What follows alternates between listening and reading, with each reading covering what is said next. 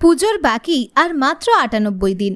ফাইবারের সবচেয়ে উচ্চতম দুর্গা প্রতিমা বানিয়ে তাক লাগাতে উদ্যোগী হয়েছেন ক্লাব সহ গ্রামের মানুষ।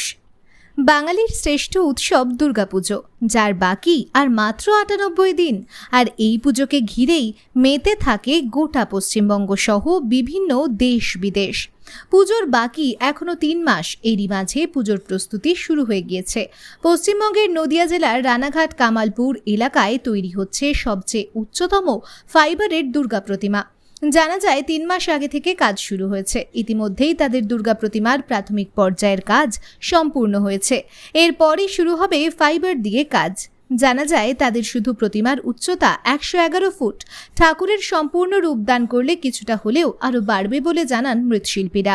তবে এত বড় প্রতিমা তৈরি করতে এলাকারই প্রায় ২ বিঘার জমির উপর বাঁশের প্যান্ডেল তৈরি করে সুদক্ষ মৃৎশিল্পী দিয়ে প্রায় ১০ জন শিল্পীর ছোঁয়ায় তৈরি হতে চলেছে বাংলার সবচেয়ে উচ্চতম দুর্গা প্রতিমা।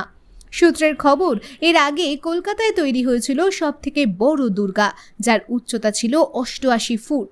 এবার কলকাতাকে টেক্কা দিয়ে নদিয়াতে হতে চলেছে ১১১ ফুটের দুর্গা প্রতিমা। কলকাতায় বড় দুর্গা প্রতিমা তৈরি করলেও মানুষ তা দেখতে পারেনি। ভিড়ের চাপে তা বন্ধ করে দিতে বাধ্য হয় পঞ্চমীর দিন উদ্যোক্তারা। তবে রানাঘাটের পুজো উদ্যোক্তারা বলেন, আমাদের এখানে সবাই যেন দুর্গা প্রতিমা দেখতে পারেন, তার জন্য বিরাট আকারে জায়গা ফাঁকা রেখে পুজোর ব্যবস্থা করা হচ্ছে।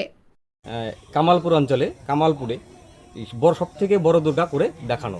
কতটা উচ্চতা? এটার উচ্চতা হবে ১১১ ফুট। এর থেকে বেশি হবে, সেটা সিক্রেট থাকছে, এখন বলবো না, সেটা পরে বলবো।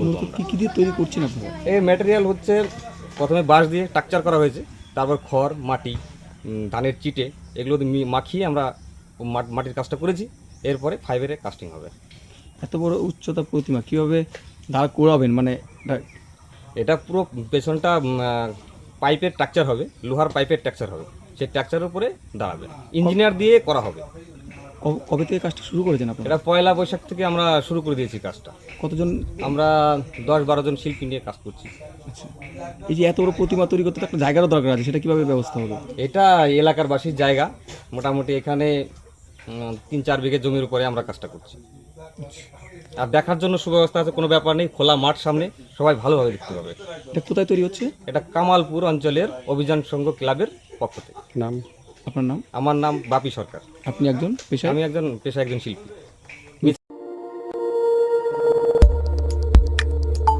আমাদের সাথে থাকুন এবং দেখতে থাকুন নিউজ প্রাইম টাইমস, আপনাদের সাথে, আপনাদের পাশে।